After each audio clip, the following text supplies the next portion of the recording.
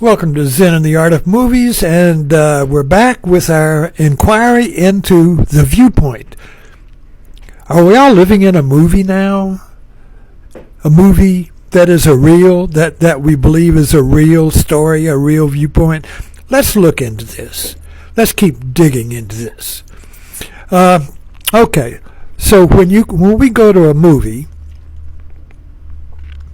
you buy a ticket. Say you go to a multiplex movie, and you look up at the screen up there, and you buy a movie, and maybe it says the MAGA movie, or maybe the centrist Dems movie, or the moderate Dems movie, or the progressive Dems movie, or the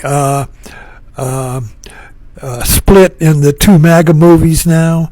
This MAGA splitting, or you could buy a ticket for the atheist movie, or you buy a ticket for there's so many movies out there, and when you go into the movie, then you're in a little box, now a multiplex theater. You don't have any huge theaters now. You have little boxes, kind of like space capsules, kind of like you go into this space capsule and go to sleep, and you wake up in Pandora. You wake up in the movie, and if it's a good movie, you stay asleep all the way through the movie, unless somebody starts talking next to you or pokes you. You got any popcorn? Or the movie doesn't have a seamless flow of viewpoints or camera angles, so that the movie's not seamless.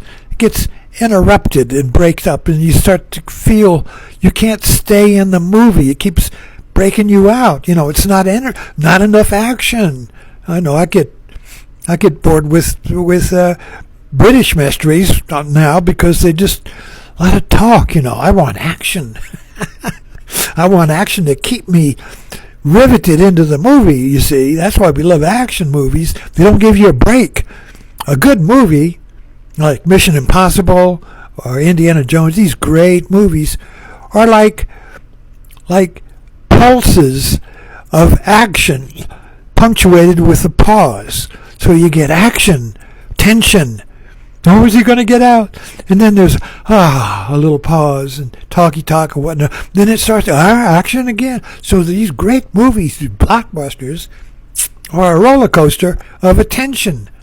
And you just have a tension and then release. Tension and release. And this goes on, building up to this great finale of tension. And then, the hero saves the day, and the movie's over. And what do? We pick up the movie we left in the chair of the theater. We pick up our personality. We pick up our reality. And we go out into the world, and we don't see that we're in another movie. So, how can we see? What's the difference here? Now, when we go into a movie, and we're watching a movie, and it's a good movie, it grabs us, and we inhabit that movie, and we don't lose our attention in the movie for the whole movie. That's a great movie. It can keep you there for 2 hours, you see.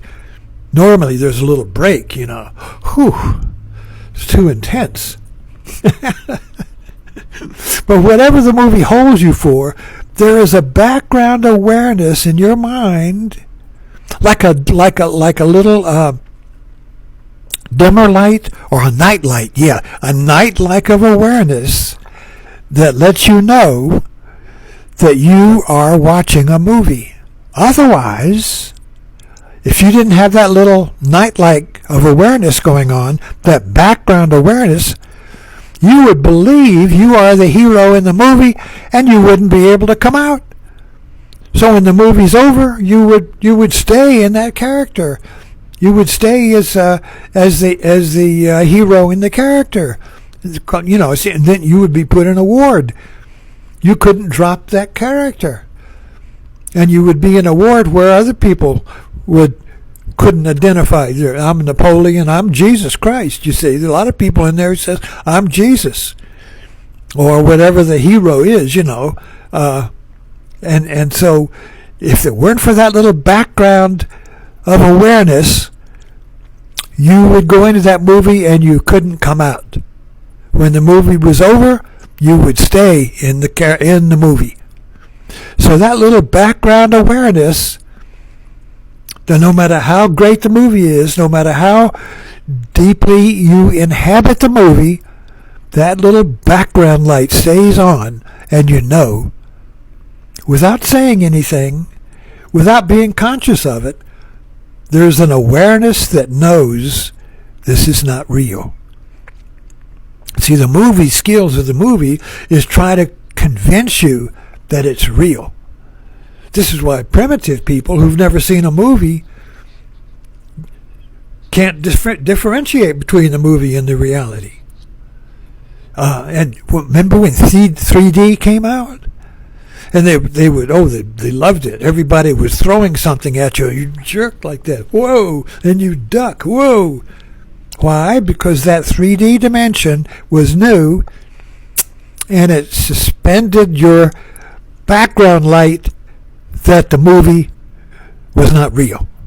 Was not real, or the movie was real. So you ducked. And then, of course, you got used to the convention and you stopped ducking, and then they stopped doing it. So now if you go to a 3D movie, they don't spend any time throwing stuff at you and making you duck. You see. So the movies will come up with a new technology that convinces you and gives you a state of wonder where you totally forget that you're watching a movie. So Avatar did this. Star Wars did this. All these great movies that have a new technological special effect, you see, they milk it to death until it becomes boring, because it makes you believe that the movie is real for a moment. Yet at the same time, there's a little background light of awareness. But what happens is, when we leave the movie and we come back and we pick up our body-mind that was left sitting in the movie, we believe that reality, that personality, that world that we suspended while we watched the movie is real, and the background light is not on. The background light, the dimmer light, that night light is not on. So now we inhabit our reality as real. And of course we say the movie's not real. But we're in a movie because we have turned off that awareness, that background awareness. Now Zen and the art of waking up, whatever tradition you're in, yoga, Sufi, I don't care what the tradition is, psychotherapy, I don't care what it is, the goal of that practice is to arouse that background light that you have turned off, and you realize that the situation you are trapped in, the double bind or the world that you can't get out of, that you are having a nervous breakdown over, is a movie. It's not real. It's your movie. It's your viewpoint. The movie is a viewpoint, and you're trapped in your viewpoint. See, the skill of the movie is to break you out of that viewpoint of the world. You suspend it. And in the movie, I know that I'm not the viewpoint of the movie because that background light is still on. But I come back into the world, and I turn off that background light, and I believe I'm in a reality that is a viewpoint. That is a viewpoint. I'm stuck in a viewpoint. Now I got to go to therapy to get to get released from the fixation of my viewpoint. Okay, we'll stop there and pick this up with the next talk. This has legs. Thanks for dropping in.